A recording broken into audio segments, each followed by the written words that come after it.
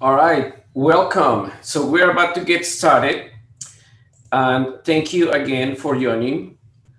We are really excited about the class that we're going to take today. So let's talk about what is Google Classroom. Um, let's start with a nice introduction, and let me see if you can see my screen.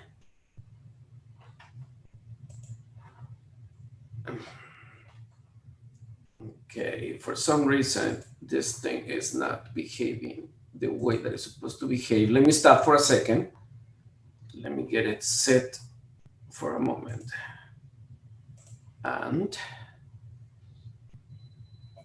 escape. All right, let's start from the beginning. And let's start share one more time. Oh yeah. Can you see the screen again? Yes, we can. All right. All right, perfect. Okay, so let's talk about what Google Classroom is.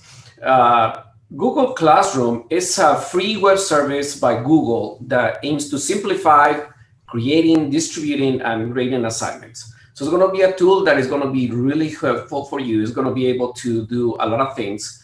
One of the advantages is that it's easy and accessible for all devices. It's an effective way to communicate and to share and help you to speed up the assignment process. And it's also clean and user-friendly for all. So the purpose is to basically streamline the process of sharing the communication between the student and the teacher. So let's go over the setup and see what we can do in the setup. One of the first things that people ask me is, do I need to create one class? Do I need to create several classes? What is, in fact, what can I do? And let me share with you how I set up some of the classes that I have used for the ministry. So I'm going to open my Google Classroom. And as you can see, I have several classes already set up in here.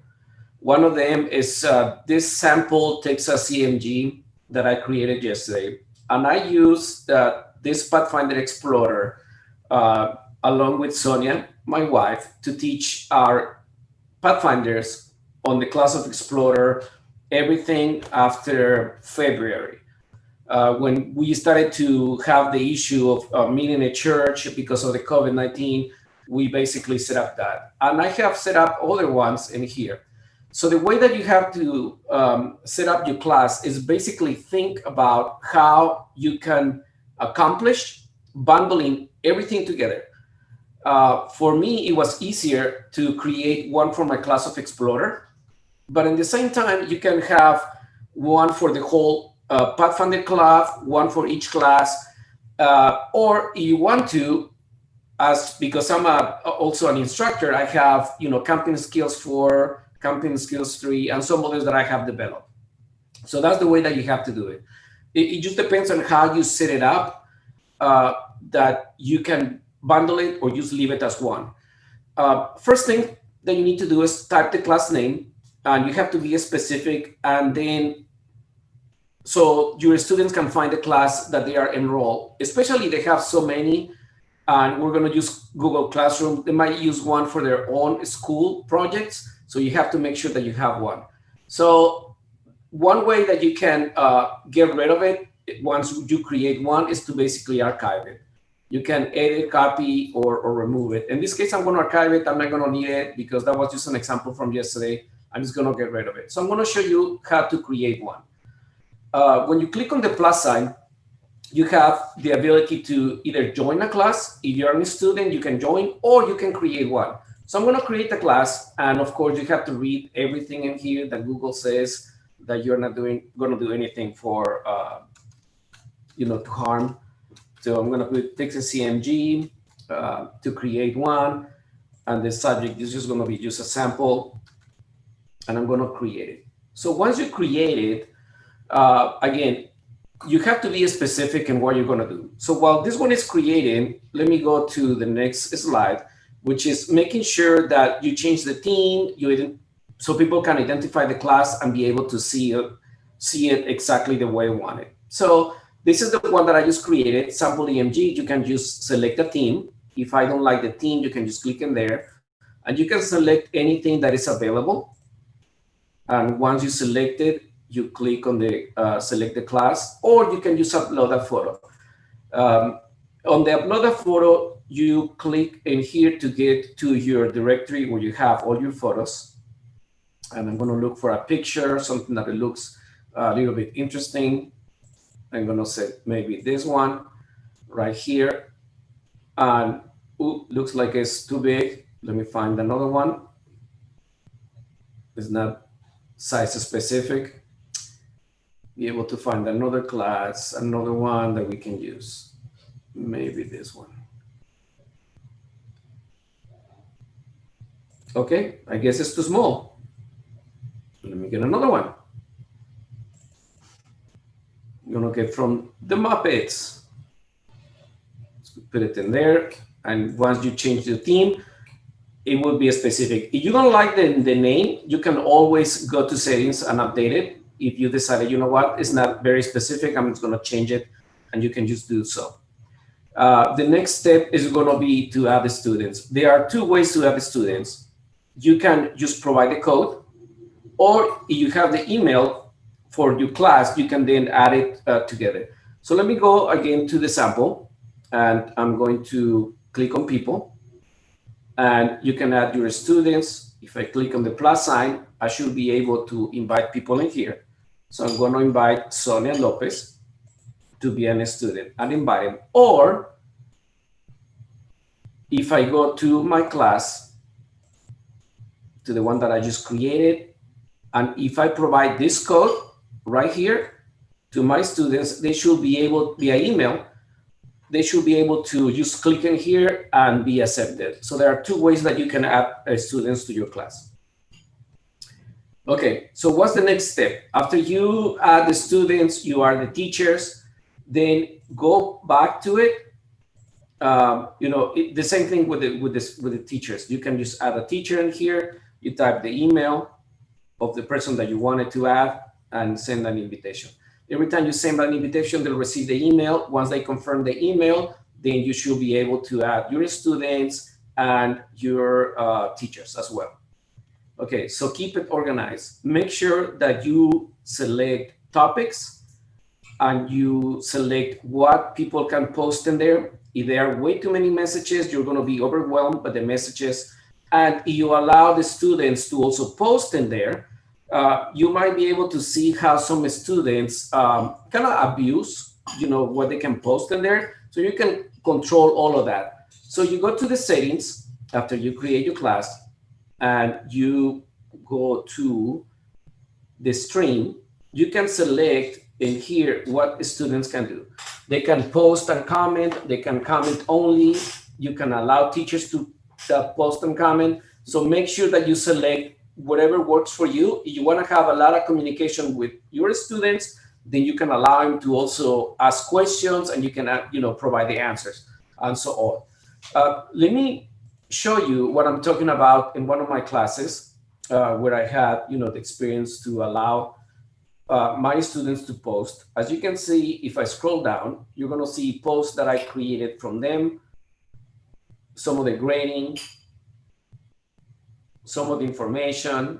It's really overwhelming, and you continue to scroll down and down and down and down and down, right? So it just depends on how you want to control it. This is the point that I want to make. I allowed in one point to my students to send messages, and they started to kind of like abuse, put stuff in there that didn't make sense. So I decided, you know what, I'm just going to ask them, and whenever I have a meeting with them, they can provide feedback. But so you can control what they can post in here. And of course, you have the ability to delete, if you don't like one of the posts that they create. But remember, because if you allow them to do the posting, it will be available for everyone. So you have to control the class, how you want to allow and not allow in that way. All right, let's continue.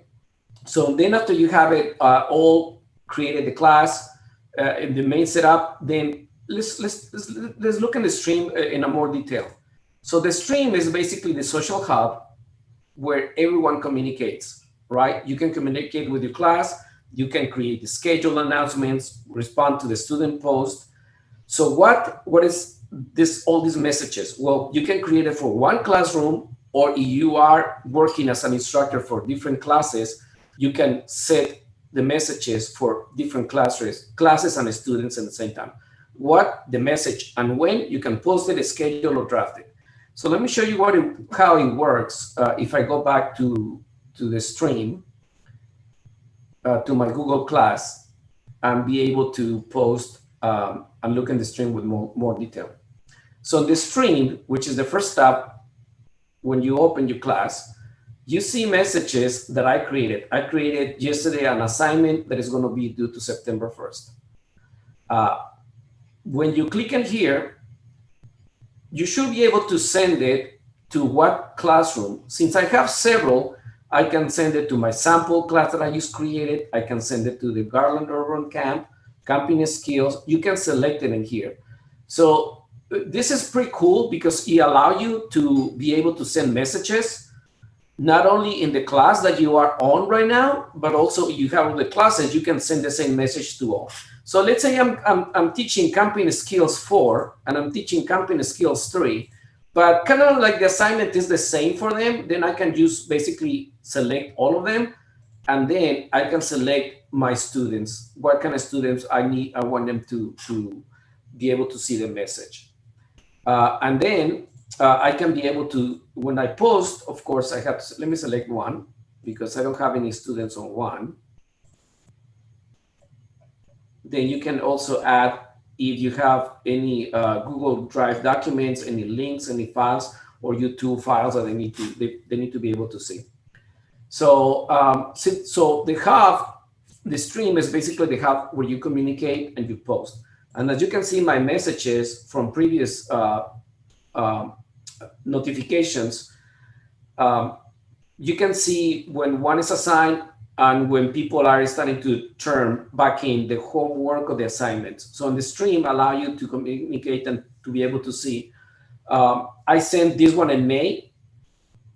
6 were graded, 4 were assigned, 0 turn in. So when you see a number in here, I know that one person just replied back immediately or later when I was grading, and I should be able to basically click in here and be able to see who turned that back in. Okay, so let me continue with what the stream is. And of course, you guys have questions, post the questions. We're going to go back to them and answer them because it might be overwhelming and to be able to see what it's all about. So we already covered the setup on the stream, and now let's talk more about people and grades. So where's the people and grades? Okay, you can allow teachers to join. You can allow students to join by clicking on the plus sign, and you can do part of the administration for teachers is to basically, you can email the teachers, you can remove them or make the class owner. For the students, you can email them, remove them, or mute. Let me show you what I'm talking about. So going back to the Google Classroom, I know that Sonia was helping me to teach the Explorer class. If I right click on here or click on here, I can email her, I can remove her, meaning I don't longer need Sonia to assist me as a teacher. Or if I decided, you know what, I'm not going to be able to continue with the class, I'm going to make her the owner. So then you can just basically select that. So that's, you own it. If you create it, you own it. So in order to make somebody else the owner, then you can just click on the class and then, that you can do that. For the students, I can basically email the students. I can do several actions with them. I can click in here and I can email, I can remove that, or I can mute. So let's say Daniel is no longer active in the club. He decided to move, I can just basically mute anything, meaning that when I assign something to the class and I select all the students, because he's muted, he's not going to receive the notification. So this is how you can control also who is going to receive notifications and assignments and everything else. So again, the actions are to email, to remove, or to mute. Okay. All right.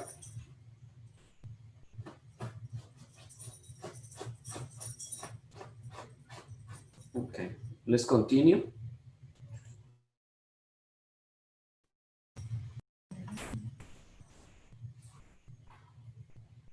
Okay, let's see. All right. Grading. There are two ways to set the grading. One by total points or by weighted by category. Of course, the total points, it kind of makes sense. If you have an essay that is 90, 100 points and someone answered 90, and you have a test that it was 100 points and somebody answered 95, if it's by total points, I add 90 and 95 will take me to a 185 divided by 200. So the percentage is 94.5. And weighted is basically by percentage. If you want to make sure that you have an average for the class, then you can do the weighting, percentage wise should be 80%. Anybody that gets 80% or 90% gets an A, then you can set it up this way. So let me show you how it looks when you set up the grades from the class. So I'm going to go back to my Google Classroom. I'm going to go back to my grades, and I'm going to set up and see what the grading is all about. So I'm going to scroll down. When I was teaching this class for the Explorer for Pathfinders, we decided that any assignment that is for the regular class will be 100 points. For those that decided to do the advanced class to get the bar for the uniform, we decided, okay, well, any advanced assignment would be also 100 points. Assessments or tests will be 100 points. Questions will be 10 points because I noticed that early in the class that whenever we sent messages to the students, some of them were taking really long time to answer our questions, but we wanted to know or get a feedback in how the class was going, how the assignments were going. So we started to give them points. If you answer the question, we're going to give you 10 points. You can set up your class whatever, it meets your format. This is just a sample, something that it works for us. We gave them a weekly devotionals, and in our plan, we started to cover, when our classes started in August, we decided, okay, everything that is kind of heavy, we're going to start to cover that up. And then as the year goes along, we're going to, cover something else. So the weekly devotionals, we give them 50 points. And then attendance, we decided to give them, every time we set up a Zoom meeting, we're going to have a regular meeting. If you attend, you're going to receive 50 points. So this is how we set up the grading. And as you can see from the class, you can see my students, and some of them, when we started, the classes, you can go back to March, the attendance from them. Some of them were starting to miss in the class. Some of them were really active. Some of them were turning everything late. So I recommend that you set up your points early, and you set with your students and provide them a guideline of what is going to be covered for each one. That if they attend, they're going to get 50. If they have weekly devotional term in, 50 points, and so on. So that way there is no excuses, and they know exactly how to do it. And I selected the total points. So in here, you can just do the no grade or weighted by category. I recommend that you set up one way that it will work for you, and that way, it will cover that up again. Okay. I don't know why my video keeps going away, but anyway, I apologize. All right, so let's continue with the class. Let me minimize this one, continue with that. All right, so we covered that part. And this is just the sample for the grading. Okay, the classwork. So how do I do my classes now? Let's talk about some of the things that you can do for the classroom. The first thing is going to be your assignments, right? Assignments are basically created for them to do something. You want them to do something, and I'm going to assign you a task. I'm going to assign you maybe to read documentation, to take a test, to do something like that. So my assignments are going to be here. Let me show you what you can do with the assignments. So I'm going to click on the create. And you have these options. You have the assignment, you have the question, you have the material, and we're going to talk later on about the quiz assignment. So if I click on the assignment, I need to provide a sample, right? It's going to be a title, of course, be descriptive of the title. The instructions are optional, but I always like to provide, good instructions so they know what to do. Even if you have a meeting and you explain to them what is expected during the week, I like to provide all the instructions so there is no surprises. Again, I can send it for all the students if I want to, or I can just set it for one student. If that student is getting behind, maybe he went on vacation and he needs to, catch up, I can set the assignment just for that person or for all the students. Again, the assignment can be set up for different classes. If you have different ones than you're managing and the instructions are for the same, maybe to remind them or something, you can set it up that way. The category, if I want to give a category, so when they reply back, I know exactly what it is. So let's say if only 3 decided, you know what, we were doing really good, we're going to do the advanced class, then you can set that in here. You can set the category and the points. If you decided, you know what, this assignment is not going to be graded, then you can just select and grade it. But the default is 100 because I selected the category. So if it was an attendance, it would be 50 points. So according to what category you select, the points will basically be here. Okay?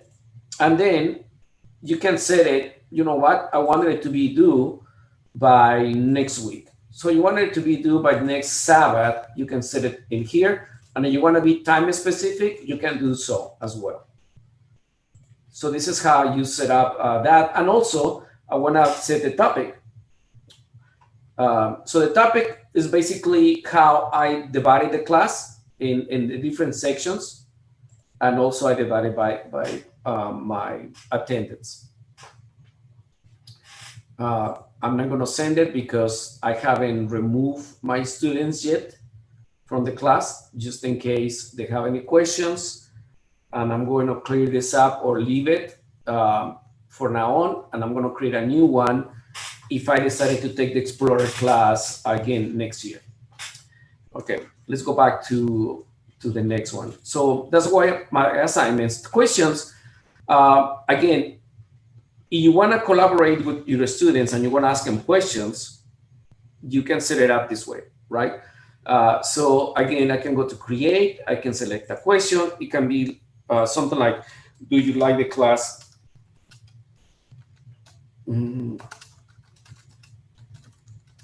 So far, I don't know, just a question.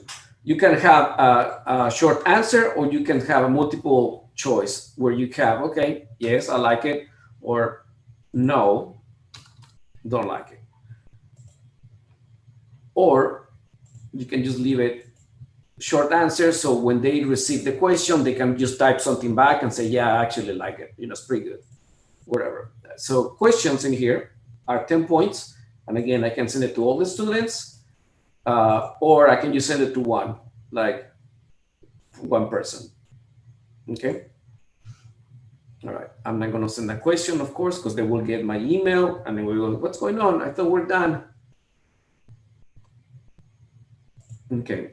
And the next one is the materials. So materials are basically something that you can post, like classroom rules, topic related reading. Hey, guys, you need to read, for the next class, or be prepared for the next class, read this chapter or this material. And you can set it up that way. So again, going back to the class, I can just click on the create and send the material. I enter a title. I enter a description. And I can say, you know what, because it's material that I want them to read, I'm going to add maybe a file. So it will look for something in my computer, or I can upload something from my computer, from my drive, from recent documents that I created, and you basically send in that material and the instructions. Please read. Oops. Read it. Never mind. I'm really bad typing. My wife is the one that is the expert in typing. I don't type very fast. All right. So let's go back to the menu. So three things that you can do with the classroom. And again, we talk about the assessment. So let's talk about the assessment. The assessment is a little bit different because and it's powerful at the same time. Allow you to basically create tests online. Um, and of course, you have to have a title. You have to have instructions, and you can use basically the Google form to make it a quiz. So let me show you in how to create a test. And I hope that we're doing a good on time. We have 10 more minutes according to my. So create in here, and I'm going to select the quiz assessment. I had it backwards. Test time. Instructions. I can click on the Google Forms to create a test, or I can add one that I already have, or I can create a new one. So if I click in here, you notice that it's going to open a Google form that can be set as a test. The way that you know that it's a test is you go to settings and you go to quizzes. This has to be turned on. Otherwise, it's just a normal Google form that you can send out and you get replies back. But if you make it a quiz, then you have additional options created on your form in order for you to be able to set that up. I'm going to go back to my class and I'm going to show you one that I created from Google Classroom. So you can see how tests can be done. Assessment, I probably created this one. Let me check this one. And I can open it up and see how I did this one. So in here, I wanted to have the name, email. It's not necessary because when you send it out from Google Classroom and they reply back, you have the first name and last name. But for some reason, I wanted to have additional information for this one, and you can see my questions. This is just a sample. I'm going to close this one. I'm going to try to look for one that I created that maybe looks a little bit different and more creative from here. So I'm going to look and see from last week.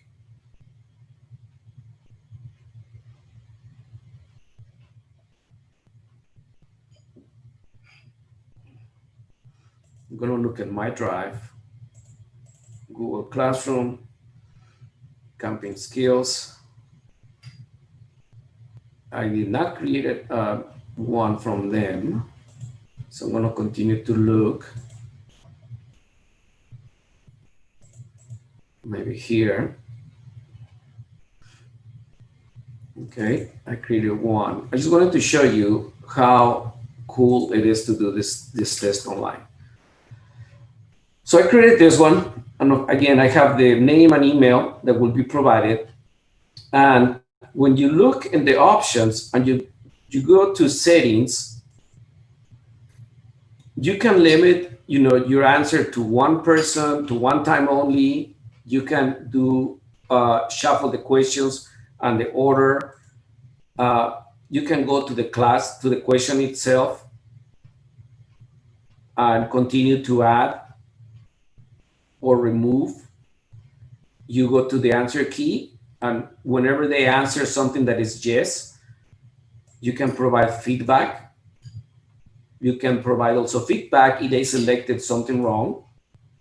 In this case, I provided different Bible verses that it says no. If they selected, does God know your name? That was a question. If they say no for the incorrect answer, the word goes, actually, the correct answer is yes, because according to this Bible text, God knows your name. So this is how you basically set up, a question. I recommend, I'm not going to be able to cover everything that you can do in a test, but there is several links that I'm going to provide later on where you can set questions for checkboxes.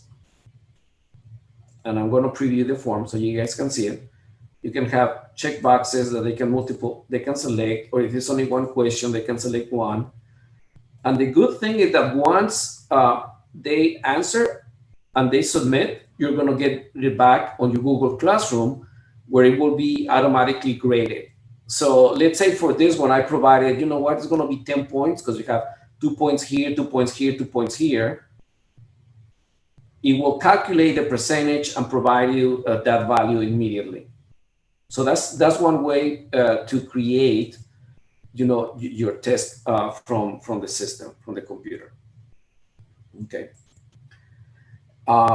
Attendance. You can also use a normal question and set up the answer to yes in order for them to be able to say, are you working online from this time to this time? You can set it up from like I don't know, 10 in the morning on Sunday to 5 p.m. on Sunday. You know that they have an assignment and you mention to them, hey, this assignment is going to be from 10 to 5. I want you to be online working on your assignment. You can set it up.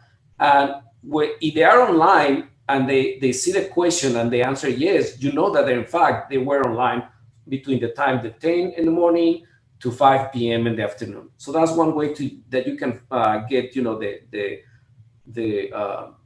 question and the assignment on time. Okay.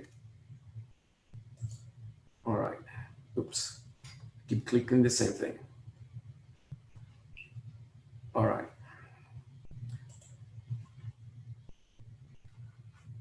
Okay. And finally, so let's talk about some resources, something that can help you to develop your Google Classroom. Of course, you know, we cover Google Classroom in YouTube. You can use Google how to set up something in Google Classroom, and there will be so many videos in there. I really like the videos from this lady that is an expert in setting up and creating the class for the school in her district, and it's really good. Google Drive will allow you to basically create the different forms and the file storage. If I go back to my computer again, and I look in my Google Drive, you can see that everything that I create in Google Classroom, it will go to my Google Drive under Classroom. You have different classrooms, it will go to the different classroom. You just have to be specific or rename it in order to go there. But in my Google Classroom, I have my honor skills, I have the different classes that I have in here, and assignments. If I click on one, like the Pathfinder Explorer, you can see the things that I have posted for them, PowerPoints, PDFs, different forms, everything is there.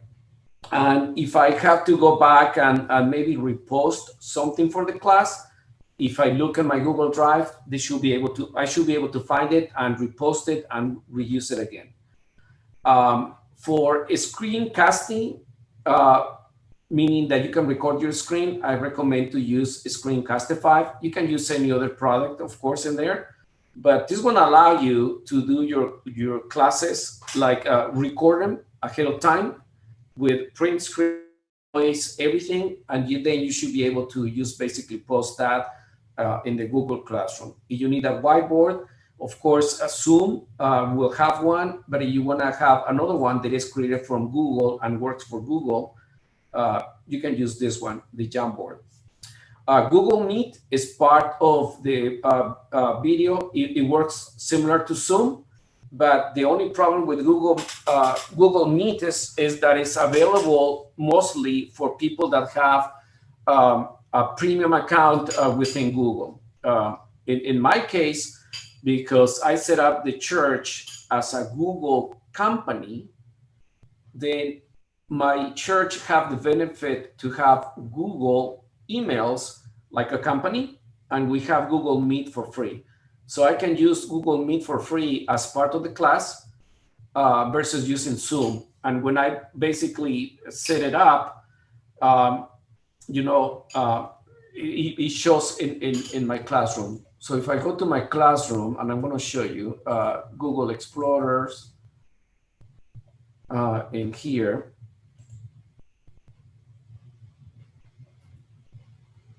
if you set it up for your class, it will show, let me see, which one? I created one.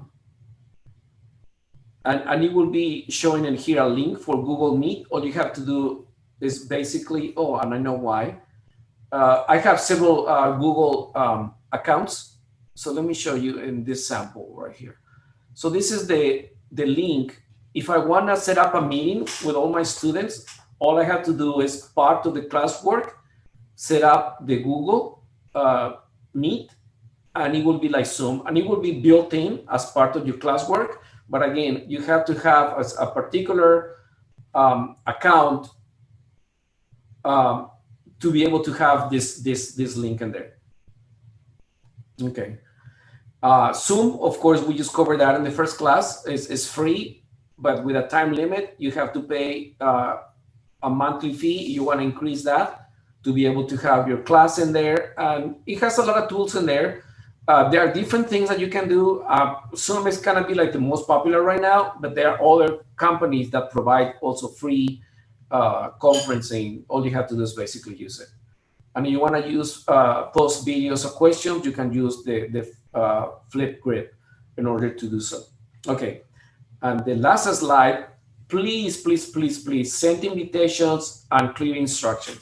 Whenever you're using class, because it's online, a lot of people are going to be able to see all the instructions in there, but if you're not clear enough, they're going to doubt, and they're going to call you, and they're going to send you messages separately because they don't understand. Also, show your face from time to time. Make sure that you are having that interaction with them. Even if you set up a Zoom meeting just to have fun, do it. Because we're concentrating so much in covering all the different sections of our class to be able to teach and teach and teach them, but we're missing that part that sometimes they just need to have fun. So show your face, set up the ground rules like they mentioned earlier in the meeting. If you want them to have a uniform meeting in Zoom, tell them, hey, wear your class A uniform or your class B uniform, and let's have one official Zoom meeting online. You can record your lessons for those that are on vacation, that are able to join. All you have to do is basically provide the link, and they should be able to listen to the lesson. Check in from time to time with them, make sure that they're doing okay. And if you have to do a drive-by with your class, just to give them something in person, of course, maintaining your distance, that would be really good. Provide interactive activities for them. I know that there are so many games online that you can have, multiple questions. Maybe if you start drawing online with them, just make it fun, because that's what the club is all about. It's not only learning, but also communicating, and make sure that they feel like they're loved and they're part of the club and the ministry and everything else. So have fun. Provide assignments and breakout groups if needed. Of course, we learned that in Zoom, have to provide the breakout rooms and be able to, provide different things for them. I hope that this is useful for you guys. I know that we covered the basics. There's so much that you guys can learn and use. But if you have any questions, please, send me an email. You can send it to alfredo.lopez@sdagarland.org. That's my premium account, the one that I use the most for church, because I have more features than a normal Gmail account. But also you can send it to alpha0722@gmail.com. And so we can provide that information. Okay, we have about 5 minutes for questions. So let's talk about the questions. So any questions?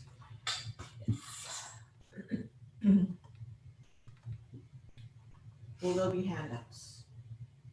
It's already been shared that the video will be shared via YouTube or Facebook later today. That is correct. So we're gonna share basically the video in YouTube. We recorded and it should be online pretty soon.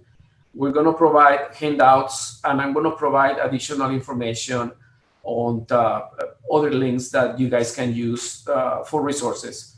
Again, if you basically Google how to do, the Google Classroom, there are going to be so many videos in there that are really useful. Okay, another question? Does it have to be a Gmail account? Yes, you have to have a Gmail account. The question is, do you have to have a Gmail account? And the answer is yes, because it's a Google Classroom, you need to have a Gmail account. I know that for my premium account, my other account, if I use that, I can invite somebody else, but I know that in here you have to have a Gmail account. Can the Google Classroom be shared or copied in their entirety with other Google teachers? Can you share the classroom? Normally, when you create one, you can, so the option that you have is to copy the invitation link. You can edit, you can copy, you can archive. Even if I copy, it's going to be created for you because you are the owner, and Google wants you to be responsible in what you share, that in this moment you cannot share with somebody else. So I cannot copy the entire Google and send it to somebody else. It's impossible. I know that for the Pathfinder Explorer class, in my case, I put a lot of time and effort because, I created my personal growth section, my spiritual discovery section, Fermi others. I have a lot of material in there, and I would like to share this one with somebody else, but I don't think that is possible in the moment. I basically have everything covered in my Google Classroom to be able to teach my Explorer class, but unfortunately, I cannot share it in this moment. What is the cost of Google Premium for the church? The cost for Google Premium for the church is actually free. All you have to do is basically go to the Google admin and kind of like apply, saying that your church is a nonprofit. You have to provide a tax number and different things. And that way you have your premium features where you can create email accounts for the church, everybody in there, and all your students. You noticed in my class, I have Alfredo Lopez and sdagarland.org. That's basically my premium email account. Because I'm the administrator, I can create an email account for Pathfinder, for Master Guides, for everything. It's actually free, but you have to go through the paperwork in order to be able to request it and be able to use it. And the best thing is, like, since everything is all together, you have more features like a company, but it's free. How did you set up the weekly Bible readings in Google Classroom? Were they set up to be graded, or was it set up as a quiz, or what? Yeah, so the way that we did the Bible reading is, of course, we went to the stream, right? And to the classroom, and we created assignments for them. So the assignment was basically read this and that, and we started to provide the information. Like if I click on one, The weekly devotion. oh, I'm sorry, the weekly devotionals. If I go to one, we provided the Bible verses, we provided everything that they need to read, and then we provided the assignment.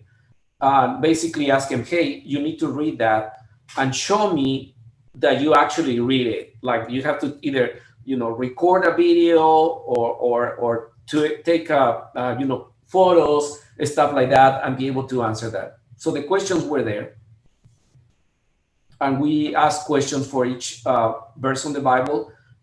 When they provided that back, we were able to grade that. So that's how we did the weekly devotional, by setting up the questions, the assignment, the questions. We knew exactly if they knew the answer to each Bible verse based on the question and the answer. I don't have any other questions. Okay.